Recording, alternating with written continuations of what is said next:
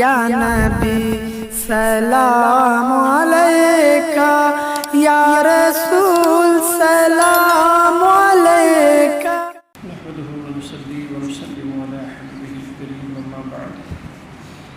اعوذ بالله من الشيطان الرجيم، بسم الله الرحمن الرحيم. يا ايها الذين امنوا كتب عليكم الصيام كما كتب على الذين من قبلكم لعلكم تتقون.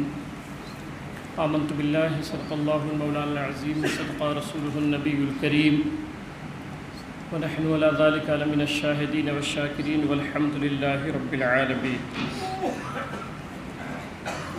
درود پاک پڑھ لیں میں صلی اللہ علیہ نبی علیہ صلاۃ و سلام علیک یا رسول اللہ صلی اللہ تعالی علیہ وسلم. حضرات محترم،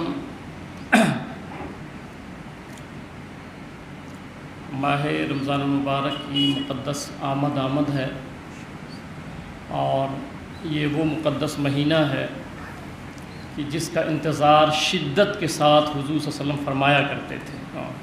یعنی جس کا انتظار حضور صلی اللہ علیہ وسلم کو خود رہتا تھا، وہ مقدس مہینہ ماہ رمضان المبارک ہے.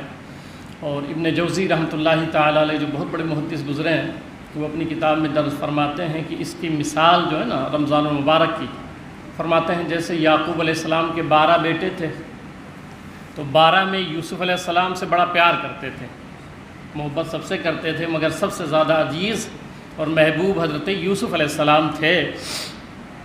تو ایسے ہی یہ جو 12 مہینے تو سب عزیز ہیں اللہ تعالیٰ کو، مگر سب سے زیادہ محبوب ماہ رمضان ہے. اللہ تعالیٰ کو سب سے زیادہ محبوب ماہ رمضان ہے. اور ابن جوزی لکھتے ہیں کہ جیسے وہ خطائیں ان کے بھائیوں نے کی تھی نا، تو یوسف علیہ السلام چونکہ جب مصر کے بادشاہ بنے اور پھر یہ آئے، پورا واقعہ آپ جانتے ہیں، تو انہوں نے پھر معاف کر دیا. یوسف علیہ السلام نے معاف کر دیا، تو ان کی وجہ سے ان کے والد نے بھی معاف کر دیا.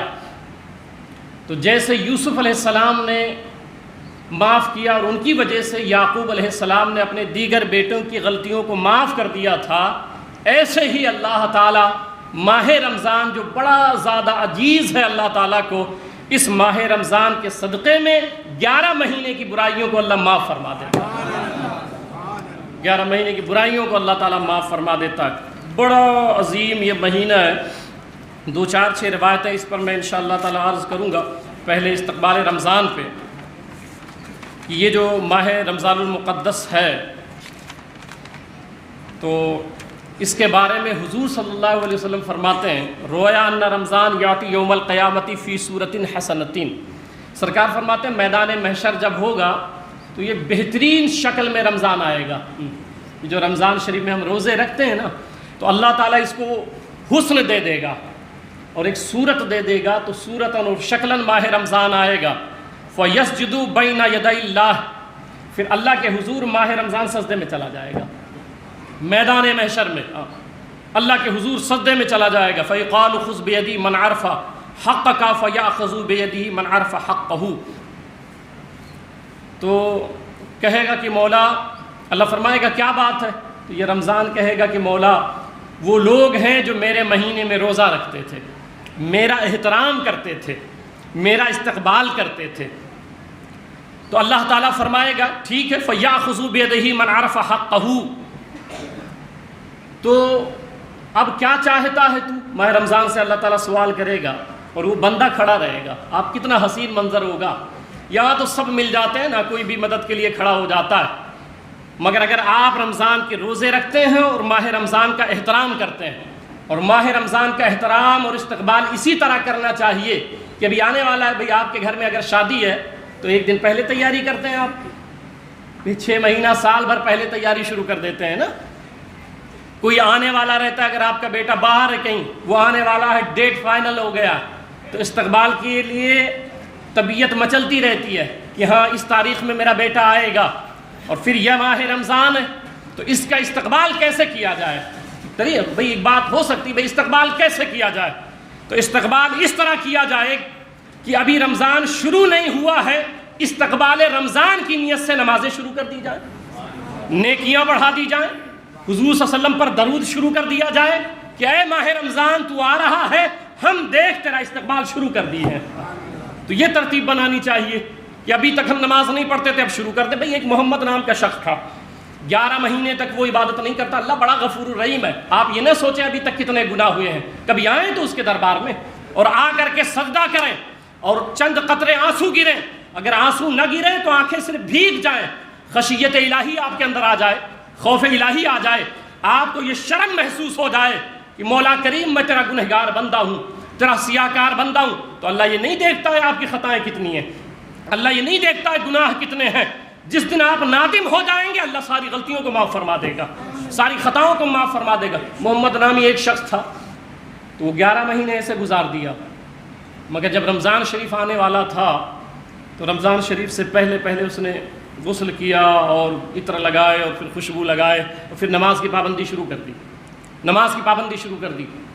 انتقال ہو گیا، اور جب انتقال ہو گیا تو خواب میں دیکھا گیا کہ وہ جنت میں ٹہل رہا ہے.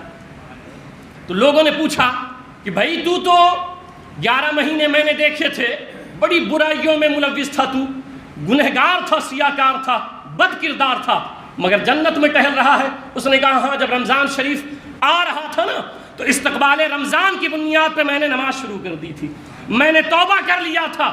اللہ نے استقبال رمضان کی برکت سے میرے تمام خطاؤں کو معاف فرما دیا ہے، میرے تمام غلطیوں کو معاف فرما دیا ہے. تو استقبال رمضان کا طریقہ یہ ہے. اور بہت سارے ایسے لوگ ہیں آج جو آپ بیٹھے ہیں نا، اسی کرونا میں بہت سارے لوگ آج چلے گئے، وہ قبر میں ہیں، کوئی پرسان حال نہیں ہے. ان کی اولاد قبر پہ جا نہیں پا رہی ہے، اور وہ جائے گی تو پڑھے گی کیا، کیونکہ اولاد کو اس طرح انہوں نے بنایا نہیں ہے. ان کو سورہ فاتحہ تک نہیں یاد ہے. میں خود پرسنلی جانتا ہوں ایسے لوگوں کو. تو کم سے کم اگر اب اولاد پر آپ یقین نہ کریں کہ وہ ہمارے لیے کرے، اب وہ دور ختم ہو گیا. اس کی وجہ کیونکہ آپ اپنے ماں باپ کے قبر پہ کتنی مرتبہ گئے ہو، جتنے بیٹھے ہو سوچو خود. کتنی مرتبہ جاتے ہیں آپ اپنے بھائیوں کی قبروں پہ، اپنے ماں باپ کی قبروں پہ، یا اپنے دادا کی قبروں پہ. جب آپ خود نہیں جاتے ہو تو آپ کی اولاد آپ کی قبروں پہ نہیں جائے گی. تو میں عرض یہ کر رہا تھا کہ رمضان کا استقبال اس طرح کریں تو اللہ فرمائے گا ٹھیک ہے تو دیکھ کون کون تھا. ماہ رمضان سے اللہ فرمائے گا. اب میدان محشر ہے، اللہ اپنی شان کے مطابق جلوہ افروز ہے. اللہ فرمائے گا رمضان ٹھیک ہے، کون کون تھا جس نے تیرا حق پہچانا ہے. تو ماہ رمضان اس کا ہاتھ پکڑ لے گا.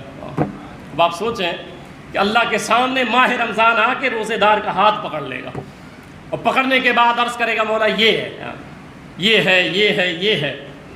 اب یہ تو ابھی سننے میں ایسا لگتا ہے نا، مگر وہ جب لمحہ آئے گا، وہ لمحہ جب سب پریشان ہوں گے، کوئی پسینے میں ڈوبا ہوگا کندھے تک، کوئی گھٹنوں تک، کسی کا حال یہ ہوگا کہ تیر رہا ہوگا. اور حالت میدان محشر کی یہ ہوگی کہ قرآن شریف کی تفسیر پڑھیں آپ کہ 300 سال تک کسی میں ہمت نہیں ہوگی کہ ایک لفظ بول دے.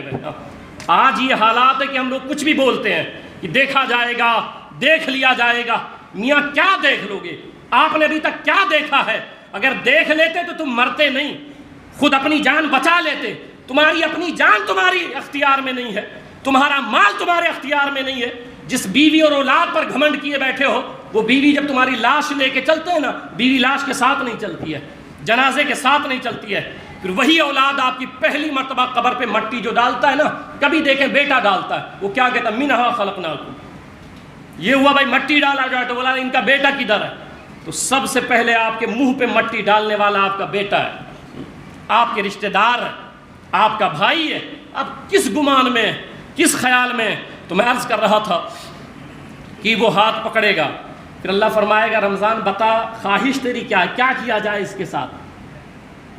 تو وہ ماہ رمضان کہے گا کہ مولا میں یہ چاہتا ہوں آج اس کی تاج پوشی کی جائے، آپ قربان جائیں.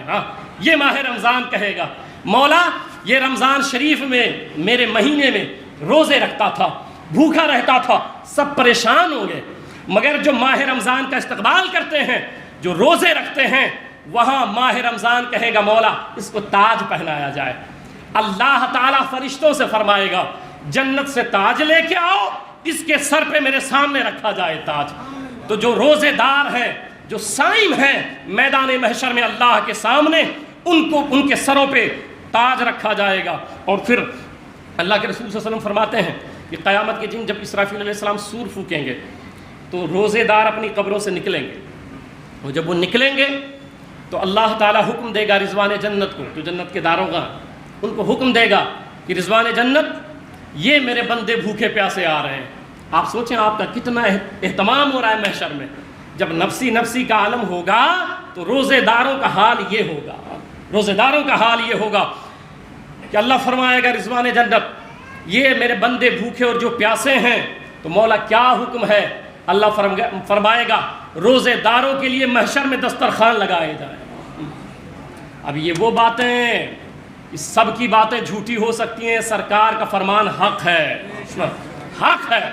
آپ مانیں نہ مانیں وہ آپ کی مرضی، آپ کی طبیعت قبول کرے۔ اگر حضور کی باتوں میں ایک رتی شک آ جائے وہ کافر ہو جاتا ہے، وہ اسلام سے خارج ہو جاتا ہے۔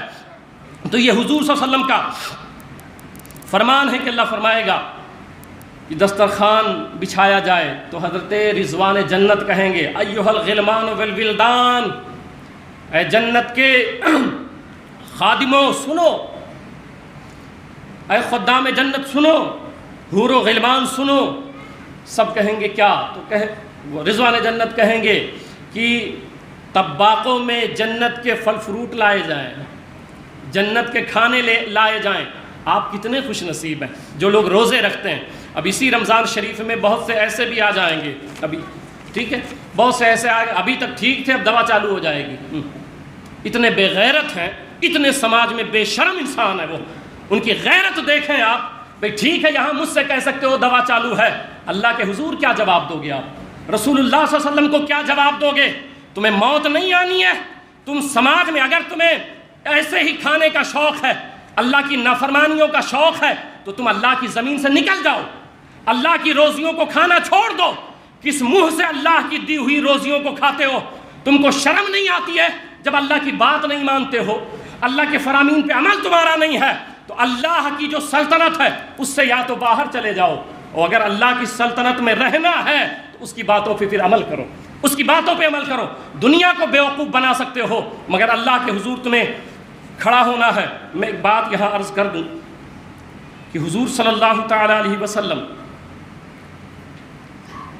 ارشاد فرماتے ہیں کہ قیامت کے دن ایک شخص کو ایسی حالت میں لایا جائے گا کہ فرشتے اس کو مار رہے ہوں گے، پیٹ رہے ہوں گے، تو حضور صلی اللہ علیہ وسلم سے وہ سہارا تلاش کرے گا، حضور صلی اللہ علیہ وسلم سے کہے گا یا رسول اللہ صلی اللہ علیہ وسلم آپ میری مدد کریں۔ سرکار سب کی مدد فرمائیں گے، مگر یہ حدیث سنیں آپ، اور وہ لوگ جو روزے نہیں رکھتے ہیں اور جو اللہ اس کے رسول کو فریب دینا چاہتے ہیں، دھوکہ دینا چاہتے ہیں بغیر کسی عذر کے، بھئی کیا چل رہی ہے؟ دوا چل رہی ہے ہماری، کیا ہو رہا ہے؟ یہ چل رہا ہے۔ آپ کو کیا لگتا ہے یہ سب کھیل تماشا ہے؟ سرکار کے فرمان یہ جو جھوٹے ہیں معاذ اللہ، سرکار کی ایک ایک بات سچی ہے۔ تمہارے ساتھ ایسے ہی ہوگا جو روزہ نہیں رکھتا ہے، تم اللہ کو فریب نہیں دے سکتے ہو، اللہ کو دھوکہ نہیں دے سکتے ہو، تو فرشتے اس کو خوب مار رہے ہوں گے، وہ سہارا تلاش کرے گا۔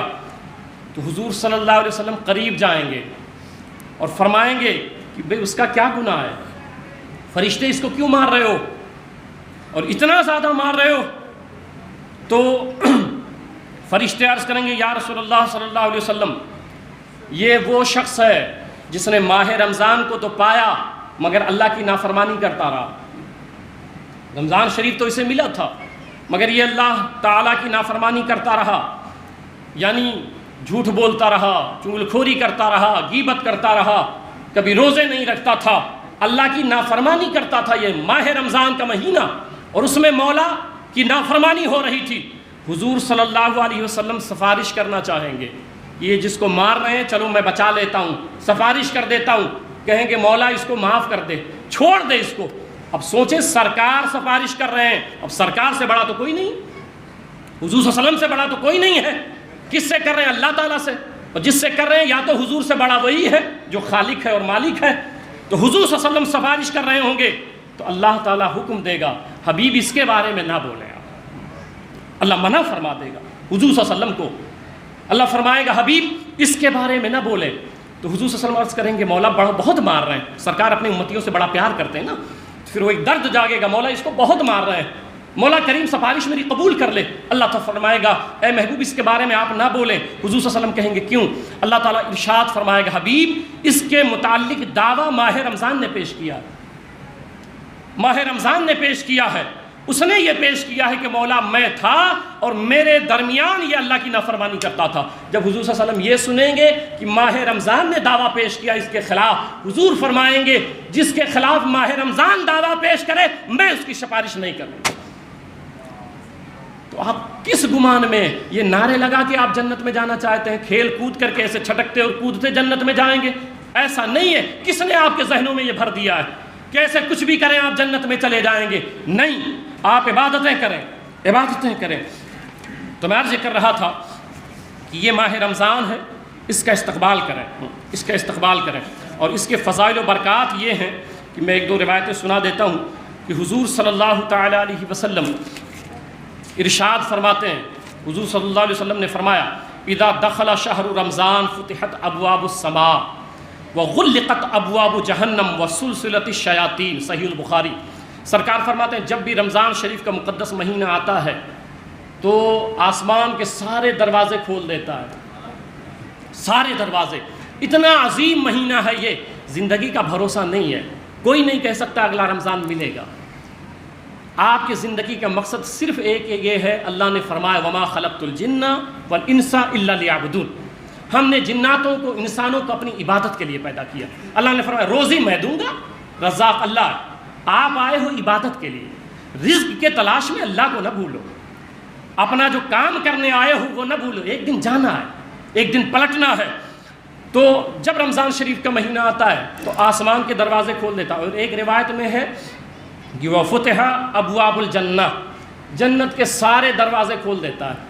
اب آپ سوچیں وہ کیا چاہ رہا ہے آپ سے، کیا پڑی ہے اسے جنت کے دروازے کھولے یا آسمان کے دروازے کھولے؟ اس کی توضیح کیا ہو سکتی ہے؟ آسمان کے دروازے کھول دیتا یعنی اپنی رحمت کے، مغفرت کے، کرم کے، مہربانی کے سارے دروازے کھول دیتا۔ ایک روایت میں آتا ہے نا کہ اللہ تعالیٰ ہر رات ماہ رمضان کے ہر شب میں اللہ تعالیٰ فرماتا ہے میرا کوئی گنہگار بندہ جو بخشش طلب کرے میں معاف کر دوں اسے، ہے کوئی روزی مانگنے والا میں اسے روزی عطا فرما دوں، یعنی دروازے کھول دیتا۔ اب کمی کس کی طرف سے آپ بتائیں، کمی کس کی طرف سے ہے؟ اس نے تو جنت کے دروازے کھول دیے ہیں۔ پھر فرمایا وغلت ابواب الجہنم، جہنم کے دروازے بند کر دیتا ہے، یہ پورا مہینہ جہنم کا دروازہ بند۔ وسلسلت الشیاطین، اور شیطانوں کو باندھ دیتا ہے، شیطانوں کو باندھ دیتا ہے۔ دو عوامل ہیں جس کے ذریعے گناہ ہوتے ہیں، ایک ہوتا ہے عوامل خوارج، ایک ہوتا ہے باطن، عوامل باطن، داخلی جس کو کہتے ہیں۔ خارجی عوامل یہ ہیں کہ شیاطین، ابلیس ہم سے گناہ کرواتا ہے، شیطان ہم سے گناہ کر۔ اب آپ دیکھیں رب کتنا پیار کرتا ہے آپ سے، کتنا پیار کرتا ہے، وہ کیا چاہ رہا ہے، وہ کیا کرتا ہے؟ یہ جو شیطان تم کو بہکاتا ہے نا بندے، میں نے جنت کے دروازے کھول دیے، جہنم کے دروازے بند کر دیے ہیں، اب دیکھ میں نے شیطانوں کو بھی باندھ دیا ہے، میں چاہتا ہوں میری بارگاہ میں تو آ جا، میں چاہتا ہوں تیری نافرمانیوں کو میں معاف کر دوں، میں چاہتا ہوں تیری بخشش فرما دوں۔ مولا شیطان مجھے بہکا دے گا، 11 مہینے تک بہکاتا رہا، اللہ نے فرمایا میں نے اس کو باندھ دیا، جکڑ دیا ہے، اس سے تجھے کوئی نقصان نہیں ہوگا، وہ تجھے کوئی تکلیف نہیں دے سکتا ہے، وہ گناہ کی طرف نہیں لے جائے گا۔ اب ایک مسئلہ ہو جاتا ہے کہ عوامل خوارج کو تو اللہ نے باندھ دیا، شیطانوں کو جکڑ دیا، ایک ہوتا ہے عامل باطنی، داخلی جس کو کہتے ہیں یعنی نفس۔ اب نفس پہ کنٹرول کرنا اپنا کام ہے، یہ جو ہم سے گناہ ہوتے ہیں یہ ہمارے نفس کی بنیاد پہ ہوتے ہیں، خواہشات نفسانیہ کی بنیاد پہ ہوتے ہیں۔ اب اللہ اتنا کرم کیا، شیاطین کو باندھ دیا، اب نفس پہ کیسے کنٹرول کیا جائے؟ اس پر ایک روایت میں آپ کو سناتا ہوں، اللہ تعالیٰ نے اس کا بھی طریقہ بتایا ہے کہ رمضان کیسے گزارے آپ۔ اللہ اتنا کریم ہے، آپ دیکھیں نا جنت کے دروازے کھول رہا ہے، جہنم کے دروازے بند کر رہا ہے، اور پھر طریقہ بتاتا ہے۔ طریقہ کیا ہے؟ قال اللہ عز وجل کل عمل ابن آدم لہ الا الصیام فانہ لی وانا اجزی بہ۔ اللہ تعالیٰ فرماتا ہے کہ ہر عمل بندے کا ہے اور اس کو میں نے بتا دیا ہے، یہ اجر ہے، یہ اجر ہے، یہ اجر ہے، سب کا بتا دیا نا، نماز پڑھیں تو یہ ہے، حج کریں تو یہ ہے، زکوٰۃ دیں تو یہ ہے، مگر اللہ نے فرمایا الا الصیام، سوائے روزے کے، فإنہ لی وأنا اجزی بہ، اللہ فرماتا ہے بندے یہ روزہ میرے لیے ہے، میں ہی اس کا بدلہ دوں گا۔ اب یہ اتنا عظیم کام ہے روزہ رکھنا، جس کا بدلہ اللہ نے بتایا نہیں، کہا کہ وہ جو جزا ہے اس کی وہ خود میں ہی ہوں، میں ہی ہوں۔ اور پھر فرمایا اب شیطان کو قید کر دیا گیا، اب نفس ہمارا جو ہے وہ خواہشات کی طرف ہمیں لے جائے گا، تو اللہ تعالیٰ نے طریقہ فرمایا، کیا بتایا؟ وَإِذَا كَانَ يَوْمُ صَوْمٍ أَحَدِكُمْ، جب تم روزہ رکھو، فَلَا يَرْفُثْ وَلَا يَصْغَبْ، تو اللہ تعالیٰ فرماتا ہے کہ پھر کوئی ایسی بات اپنی زبان سے نہ نکالو۔ اب یہ طریقہ سمجھا رہا ہے نفس کیسے کنٹرول کرو، شیطان کو تو میں نے باندھ دیا ہے، تو کوئی ایسی بات نہ کرو جس سے روزے میں خرابی آ جائے، جس سے اعمال تمہارے خراب ہو جائیں، اور کسی فحش گوئی نہ کرو، فحش گوئی نہ کرو، کسی کی چنگلی نہ کرو۔ اب یہ ہمیں روکنا ہے، یعنی رمضان انشاءاللہ اس طرح ہم گزاریں اب کی بار انشاءاللہ تعالی، ٹھیک ہے، کہ اپنی زبان پہ کنٹرول کریں، زبان پہ کنٹرول کریں۔ میں اس پر ایک بات عرض کر دوں فحش گوئی کے تعلق سے اور زبان کے تعلق سے۔ حضرت عیسیٰ علیہ السلام کا ارشاد ہے کہ عبادتیں 10 قسم کی ہیں، 10 قسم کی عبادتیں ہیں، 9 عبادت صرف خاموشی میں ہے، آپ خاموش رہیں عبادت ہوتی رہتی ہے۔ زبان جو ہے نا، سرکار نے فرمایا ہے جو 2 چیزوں کی ضمانت مجھے دے دے، جنت کی ضمانت مجھ سے لے لے۔ یہ سودا آپ اگر کرنا چاہتے نا سرکار سے، تو سرکار کا سودا، بھئی سرکار کو میں نے بتایا نا کہ ایک لفظ سرکار کا جھوٹا ہو سکتا ہے؟ نہیں نا، گمان نہیں ہے، تصور نہیں ہو سکتا ہے۔ تو سوچے سرکار نے سودا کیا ہے آپ کے ساتھ، سرکار نے فرمایا 2 چیزوں کی ضمانت دے دے کوئی شخص اور جنت مجھ سے لے لے، جنت کی ضمانت میں اسے دے دیا۔ کیا ہے؟ فرمایا ایک شرمگاہ کی حفاظت کر لے اپنے، اور ایک اپنے زبان کی حفاظت کر لے، یعنی کسی کے بارے میں ایسی باتیں نہ کریں۔ آج ہمارا ماحول یہ ہے، ہوٹلوں پہ بیٹھ کے غیبت خوری، کچھ نہیں، آپ تو ایک تو ویسے نیکی نہیں کر پاتے ہو، بڑی مشکل سے نیکیاں ہوتی ہیں، پھر آپ نیکی کر کے جاتے ہو، نماز وغیرہ پڑھ کے جاتے ہو، ان کی برائی ان کی برائی، آپ کو کیا ملا ابھی تک؟ آپ نے جس کی برائی کی وہ برباد ہو گیا، آپ نے جس کی برائی کی وہ روڈ پہ آ گیا، آپ نے جو چاہا کیا ہوا آپ کا؟ تو پھر کیوں یہ بھڑاس نکال رہے ہو، پھر اپنی نیکی برباد کر رہے ہو؟ تو فرماتے ہیں عمران بن حسین رضی اللہ عنہ سے روایت ہے، حضور صلی اللہ علیہ وسلم نے فرمایا مقام الرجل بالصمت افضل من عبادت 60 سنہ، سرکار فرماتے ہیں کہ انسان کا چپ رہنا اس کی 60 سالہ نفلی عبادت سے بہتر ہے۔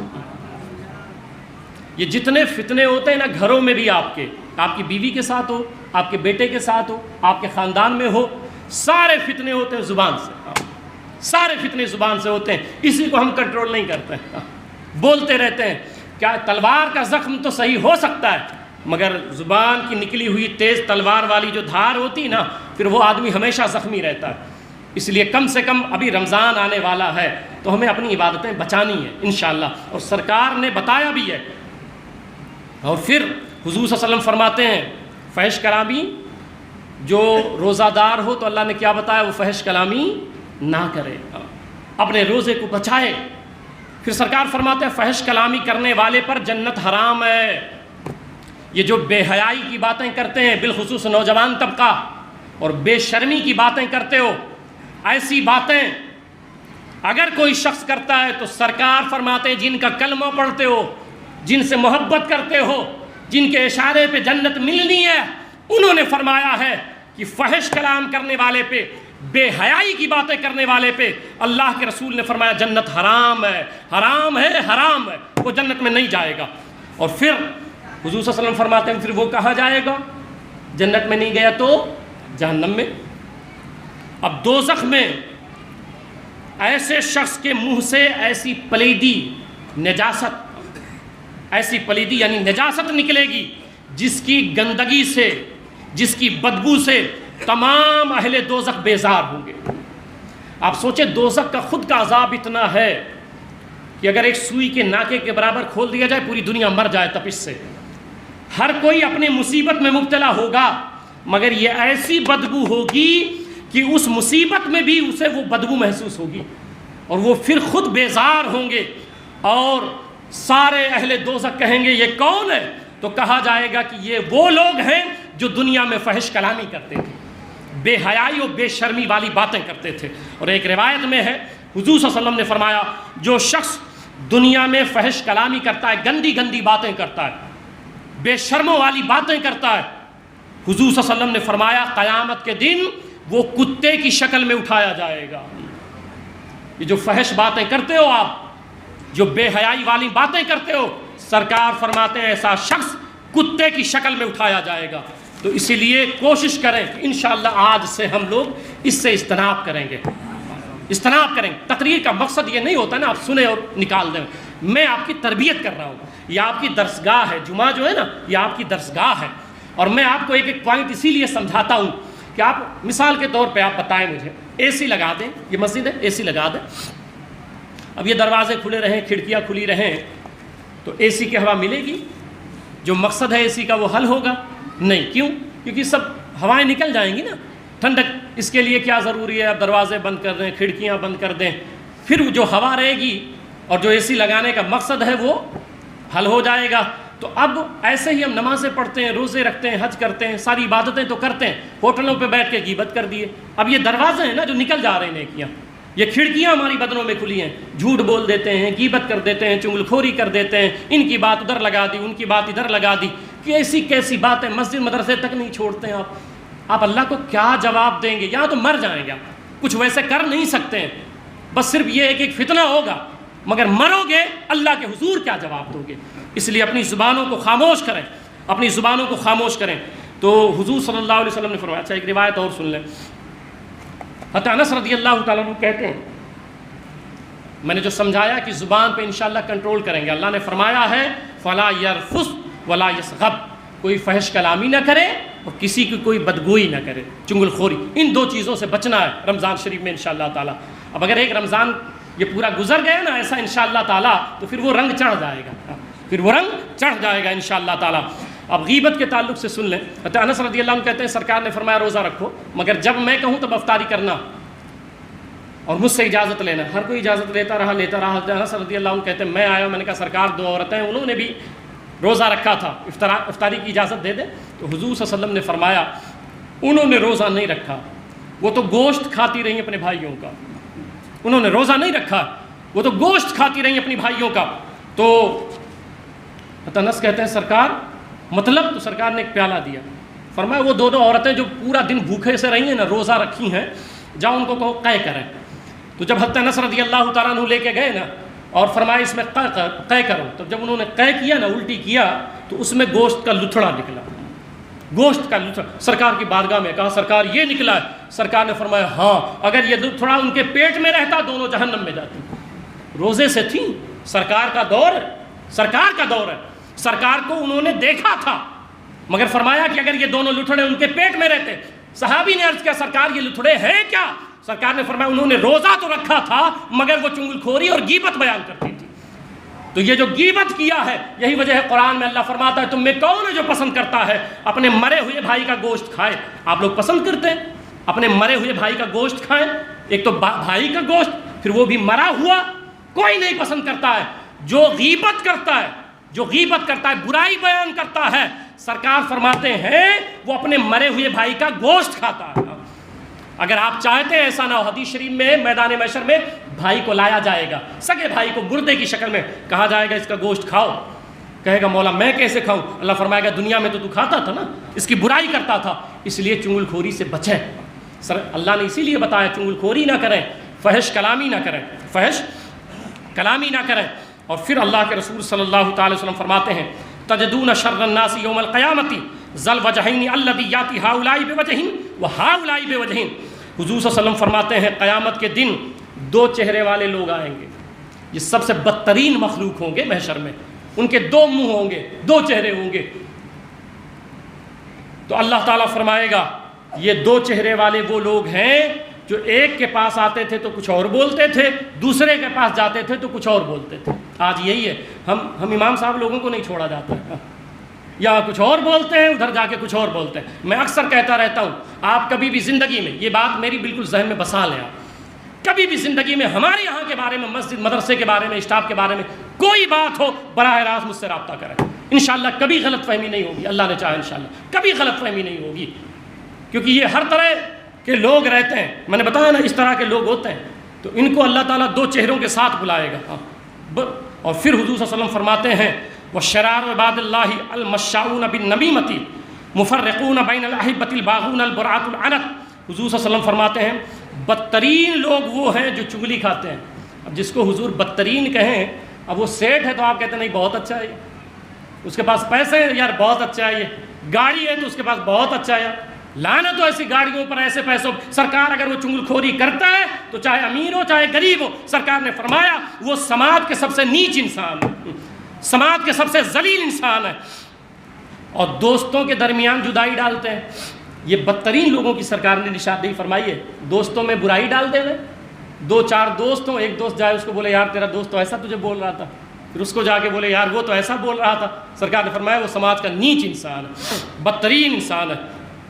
اور پاک لوگوں کو مشقت اور حراکت کی طرف بلاتے ہیں، یعنی تہمت لگاتے ہیں۔ جو بیچارے نیک لوگ ہیں ان پر یہ تہمت جڑ دیتے ہیں۔ اس لیے اللہ تعالیٰ نے بتایا ہے کہ ان دو چیزوں سے آپ بچیں، ایک تو یہ ہے کہ فحش گوئی نہیں کریں گے انشاءاللہ تعالیٰ، آج ہی سے انشاءاللہ تعالیٰ کوشش کریں گے انشاءاللہ تعالیٰ، اگر ہمیں اپنی عبادتیں بچانی ہیں تو فحش گوئی نہیں کریں گے اور کسی کی چنگلی نہیں کریں گے انشاءاللہ تعالیٰ، ٹھیک ہے انشاءاللہ تعالیٰ۔ اب اگر فَإِنْ بہو احد، اب تیسرا طریقہ دیکھیں اللہ کس طرح بچا رہا ہے ماہ رمضان میں آپ کو، ٹھیک ہے۔ تیسرا طریقہ اللہ نے بتایا دو چیزوں سے بچ جاؤ، تیسرا یہ ہے فَإِنْ بہو احد وَقَاتَلْهُ۔ اب اگر کوئی تم کو گالی دے دے، تم روزے سے اور کوئی گالی دے دے آ جاوے اور اس نے گالی کر دیا، پہلی بات تو یہ مسئلہ سن لیں، سرکار فرماتے ہیں جو شخص گالی دیتا ہے کسی کے بہن کو یا ماں کو یا باپ کو گالی دیتا ہے تو سرکار فرماتے ہیں وہ دوسرے کو نہیں دیتا ہے، اپنے ماں باپ کو ہی گالی دیتا ہے، وہ گالی لوٹ آتی ہے۔ اگر جو بھی مجھے سن رہے ہیں تم کو یہ لگتا ہے کہ تم اپنی ماں کو گالی دو، تم کو یہ اچھا لگتا ہے کہ تم اپنے باپ کو گالی دو، تو اجازت ہے کہ پھر دوسرے کے ماں باپ کو گالی دو، کیونکہ دوسرے کے ماں باپ کو گالی دو گے تو وہ گالی تمہارے ماں باپ کو پڑے گی، سرکار نے فرمایا وہ گالی لوٹ آتی ہے۔ تو اگر تم چاہتے ہو کہ تم اپنے ماں باپ کو گالی نہ دو تو یہ عہد کرو کہ انشاءاللہ اب گالی ہم نہیں دیں گے انشاءاللہ تعالیٰ، ہم گالی نہیں دیں گے۔ تو اب اگر کوئی آ گیا اور اس نے کچھ گالی دے دی، الٹا سیدھا کہہ دیا، یا آپ پر حملہ آور ہو گیا یا کوئی بات ایسی ہو گئی تو آپ کو کیا کہنا ہے اس سے؟ اللہ نے بتایا، دیکھیں کتنا پیار کرتا ہے آپ سے، اللہ فرماتا ہے اس سے کہو فلیقل، اس سے بات کرو، کہہ دو انی صائم، وہ گالی دے رہا ہے، آپ کو جھگڑا نہیں کرنا، فحش گوئی نہیں کرنی ہے، چنگلی نہیں کرنی ہے، آپ کو گالی کا جواب گالی سے نہیں دینا ہے، آپ کو ایک بات کرنی ہے، اس سے کہیں آپ کہ میں روزے سے ہوں، میں گالی نہیں دے سکتا ہوں، میں روزے سے ہوں۔ 2 مرتبہ سرکار نے فرمایا اس کو توجہ دلانے کے لیے، روزے سے ہوں کیوں؟ بس 1-2 منٹ سن لیں، روزے سے ہوں کیوں؟ کیونکہ اللہ تعالیٰ جو ہے نا فحش کلامی کرتا ہے، جو اس کی شان کے مطابق نہیں ہے نا یہ سب باتیں، بد کلامی کرتا ہے، اللہ تعالیٰ کھانا کھاتا ہے، اللہ تعالیٰ یہ چاہتا ہے کہ بندے تو جو بھوکا رہتا ہے تو ہمیشہ تو نہیں رہ پائے گا نا، مگر تیری حد ہے، کم سے کم طلوع فجر سے لے کے غروب آفتاب تک تو کھانا پینا چھوڑ دے۔ میں بھی کھاتا پیتا نہیں ہوں، اللہ بھی کھاتا پیتا نہیں ہے، تو بندے تو بھی کھانا پینا چھوڑ دے تاکہ نہ کھانے والا میرا رنگ تجھ پہ چڑھ جائے۔ اللہ اپنا رنگ چڑھانا چاہتا ہے، اللہ کا اپنا رنگ ہوتا ہے نا، اللہ کا اپنا رنگ ہے، رنگ صبغۃ اللہ ومن احسن من اللہ صبغہ، اللہ فرماتا ہے اللہ کا رنگ، تم تو بتاؤ ذرا کون ہے جس کا رنگ اللہ سے بہتر ہو، اللہ سے بہتر ہو، اللہ اپنا رنگ چڑھانا چاہتا، ایسی کوئی بات کرتا ہے اللہ تعالیٰ جو اس کی شان کے مطابق نہ ہو، اس کی شان کے لائق نہ ہو، آپ کو اس لیے روک رہا ہے بندے تو بھی اپنی زبان بند کر لے، تو بھی غیبت کھوری چنگل کھوری جھوٹ سے اجتناب کر لے، تاکہ جو میرے کلام کا رنگ ہے وہ تیری ذات پہ چڑھ جائے، تیری ذات پہ چڑھ جاوے۔ اور پھر فرماتا ہے راتوں میں قیام کرو، راتوں میں قیام کرو، جاگو، رات میں جاگو۔ میں نے کہا مولا کیوں؟ اللہ فرماتا ہے میں سوتا نہیں ہوں، میں جاگتا رہتا ہوں۔ اے بندے جب تو جاگے گا تو میرے جاگنے والا رنگ تیری شخصیت پر چڑھ جائے گا، تو اللہ اپنا رنگ چڑھانا چاہتا ہے آپ پر، اس لیے ماہ رمضان ہمیں عطا فرمائی ہے۔ اسی طرح اس رمضان کو ماہ رمضان کو گزاریں، فحش گوئی بری باتوں سے بالکل اجتناب کریں۔